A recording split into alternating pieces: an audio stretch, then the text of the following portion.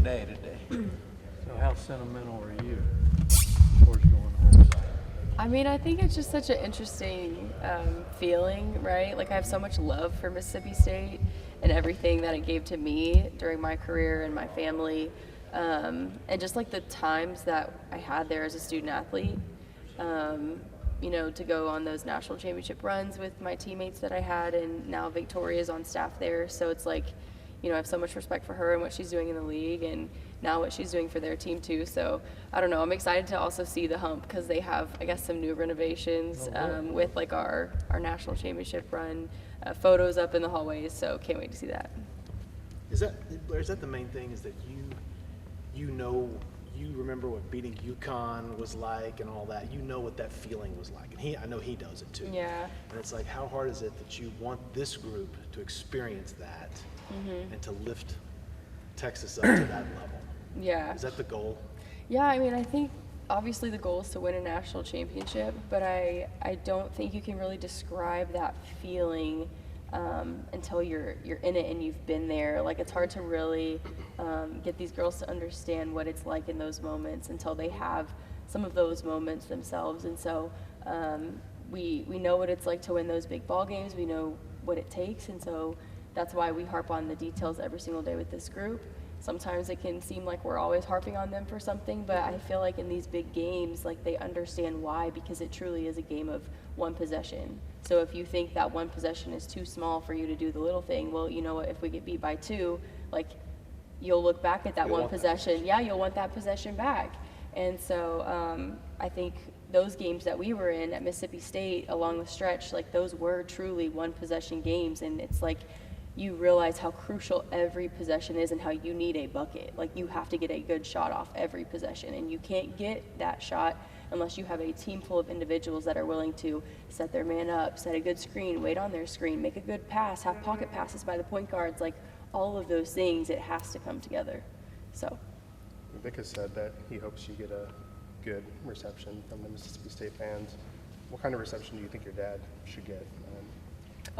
I mean, sure. Okay. He deserves the world, in my opinion. He's done so much for Mississippi State, just in general as a university.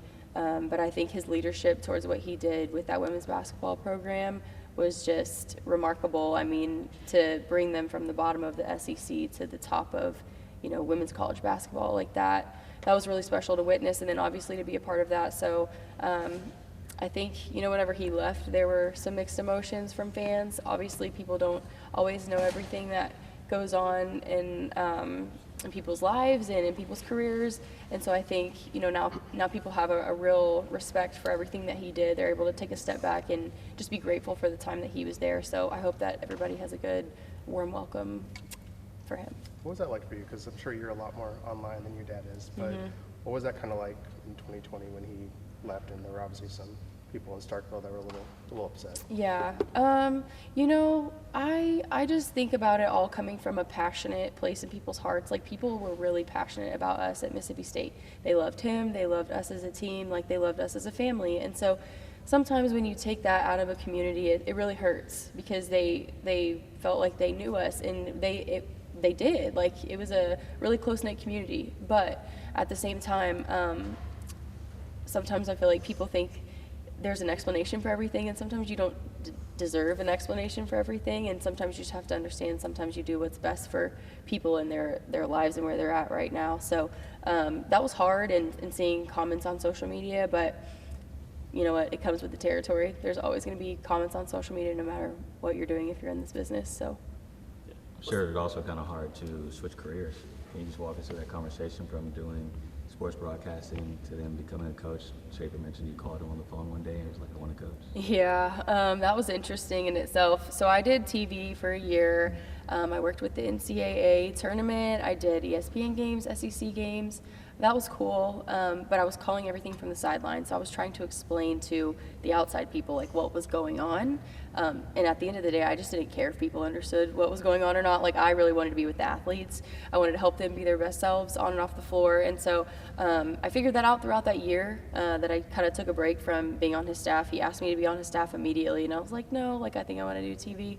But sometimes you have to take a step back to really kind of figure out, where your heart's at. And I figured out where my heart was at, and that was with, the girls. And so I called him one day after a really rough day at work, and I was like, yo, this is not it. Like, I think I want to coach. Like, I was sick of a lot of things. Yeah, so I called him and I was very upset, and he was like, it's okay, because I was like, oh my God, I wasted so much time. And he was like, you wasted 8 months. Like, and it's not even wasted 8 months. Like, I'm learning about myself, right? I had just graduated college. I just graduated college. And so, anyways, came on staff, was able to kind of mentor Rickea Jackson her first year there. And then we made the transition to Texas. So I've kind of been a little bit of everything: coordinator, player development, ops, and now assistant coach with him. So. Are you a carbon copy of your dad as a coach? Am I? Ooh, I don't think so. How are you different? How are we different?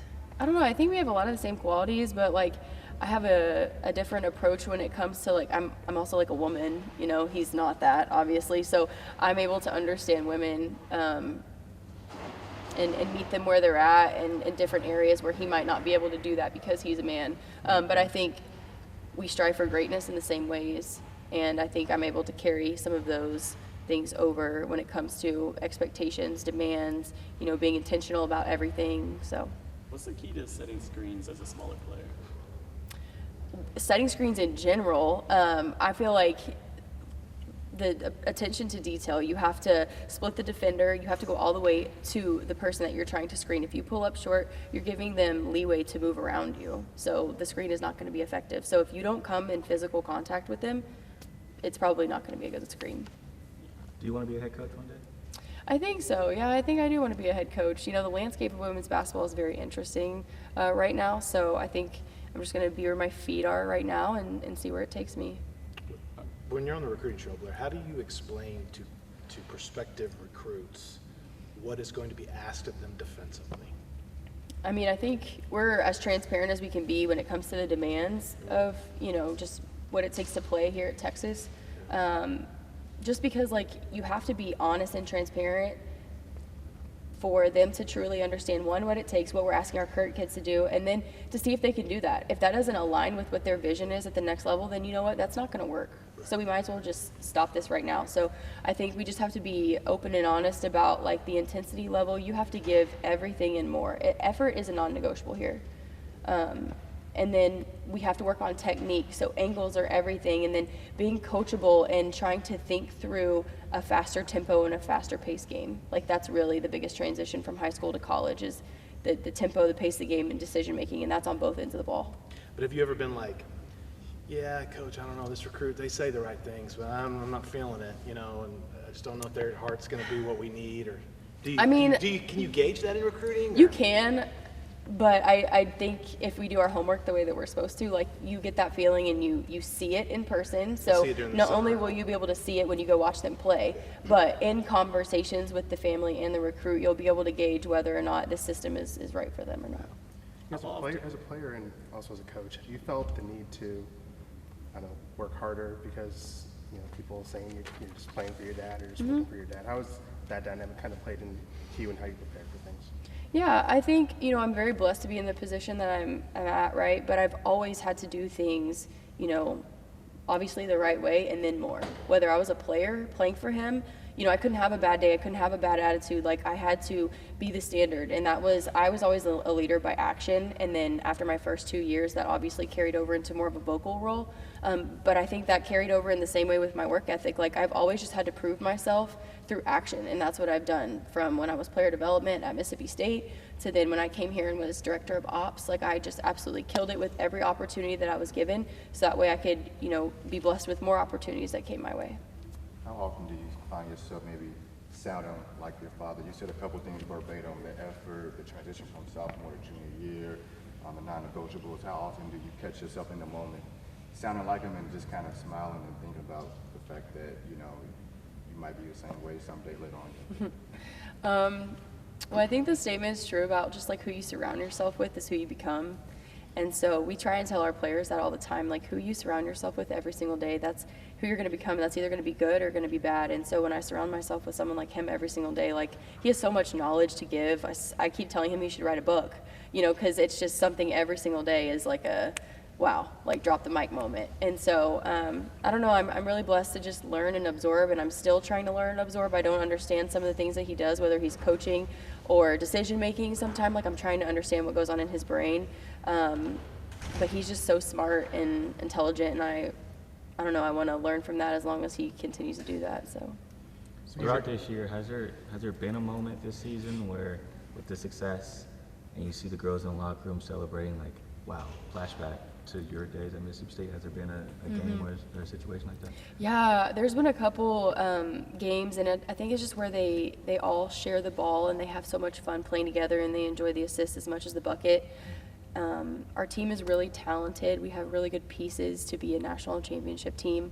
And so to see that gel on both ends of the floor is really special, because you have to have a group of individuals that not only understand each other's strengths but weaknesses. Like our teams at Mississippi State were really good because we understood each other in the good and bad ways, because we had to cover for each other. Like if I wasn't good in certain areas, like Tiara had to cover my back, but we didn't narc on each other for that. We embraced it, and that's why we were so good. And so I think this team is starting to do that. They're playing well together. They're understanding each other's tendencies and having each other's back in ways where they know they need to, because it's either their weakness or not their strength or whatever. So yeah, I mean, I do see a lot in this team that could be really, really special if we continue to just like embrace every day, every moment, don't get too far ahead of ourselves, but just like be where our feet are. Is that something that you've been trying to teach them as well? Because they've been handling and managing success pretty well throughout this season. And so with your experience, has that been like a talking point at points? Yeah, I think we always try and like give them advice from, our time when we were in their shoes. But I think it also starts at the top with the coach. Like he is really, really good of keeping them in the moment and like helping them keep their edge. They have to keep their edge and be ready and be focused in the moment. Every SEC school requires us to prepare differently. And so, like, you can't prepare the same way we did for Missouri, for South Carolina, for Georgia. Like, it's all different. So you can't just show up and think you're just going to play basketball and win. So I think it really starts from him. He really sets the tone, and he keeps everybody focused and engaged in what every day requires for us to do. Would you embrace the three-point shot more than your dad as a head coach? That's an interesting question. I will embrace it for any player that can consistently shoot it at a good percentage, right? Mm-hmm. We have players every day that come in and they work on that part of their game. I think it's all about time and place for three-point shots, especially within our system. It's not that we don't do it. People do what they do well, and a lot of that is mid-range on this team. If we had shooters that could do specific things, we would probably do it more often. But, we still have some really great shooters, and like Shea Holly and Rory made some big threes last night, but it was time and place. Like her hands ready, her feet were ready, and nothing was rushed. Like we have no problem with that. We would love more penetrate and kick out threes for penetrate and pitch. But I don't know. I don't think I would have a different approach on it. I think we have great players, and if that's within their skill set, then let it rip. What's your favorite Vickism, your favorite saying? Oh my gosh, you can't ask me that question. Favorite Vickism?